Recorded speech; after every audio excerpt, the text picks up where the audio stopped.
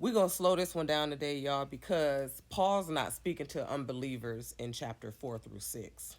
He's speaking to people who knew God, the ones who started strong and somehow found themselves feeling stuck again. Whew, Galatians chapter 4, that's all about identity. And Paul explains that an heir can still live like a servant if they don't understand who they are. Even though everything belongs to them, they live restricted and fearful when in actuality they're not supposed to be living like that.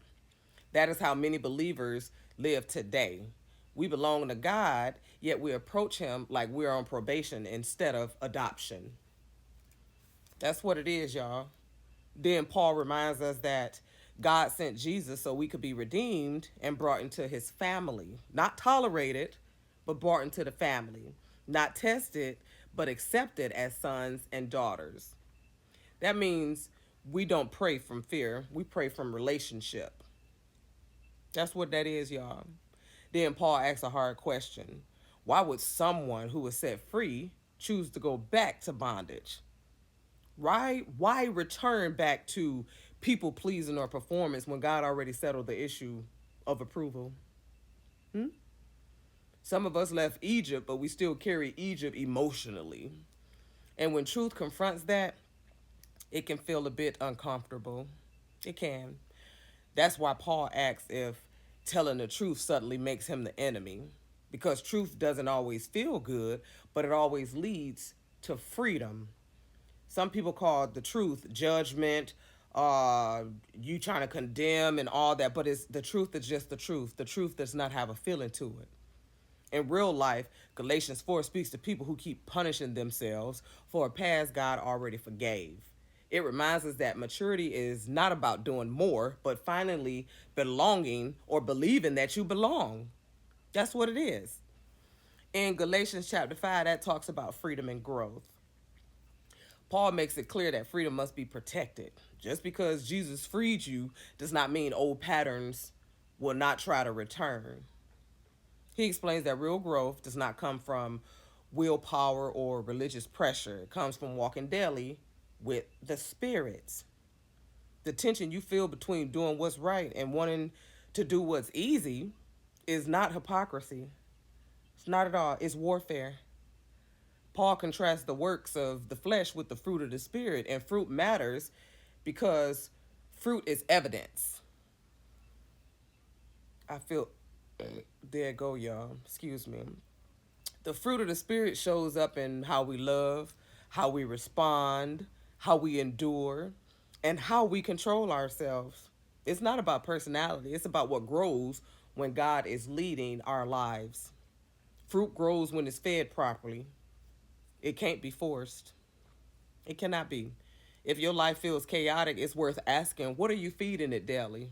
Your habits will always reveal the direction you're going in.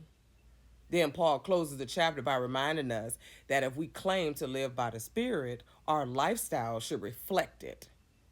Faith is not spoken, it's walked.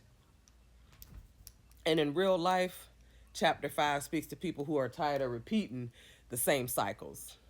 It teaches us that freedom does not come from trying harder, but surrendering deeper. Ooh, Galatians chapter 6, y'all, that's about responsibility and perseverance. Paul shifts from personal freedom to how believers treat one another, especially when someone falls. And this is believers, how we treat one another, y'all.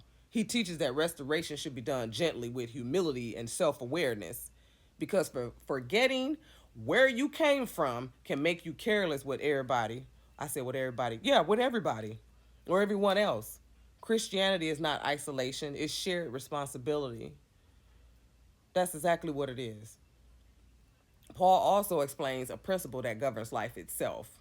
What you consistently invest in is what will eventually shape your outcome, heaven to hell. Sowing into the flesh leads to exhaustion and decay. Sowing into the spirit leads to life and lasting growth. It's not punishment, it's cause and effect. That's exactly what it is, cause and effect. And Paul encourages those who are tired of doing right without recognition. He reminds us that growth has seasons, and quitting early does not cancel the harvest. It doesn't. Then he ends by reminding believers to do good whenever possible, especially toward one another, because how we treat people reveals what we truly believe. Paul closes the letter by making one thing clear: his confidence is not about appearance, performance, or reputation. It is in the cross of Jesus Christ. Not self, not works, not grace. I mean, just grace. Just grace, y'all. And the overall lesson of Galatians chapter 4 through 6 is simple. You were not freed to go back. You were not freed to stay the same. You were freed to be transformed. This is a process, not perfection, and God is patient with growth. So we must all walk in it.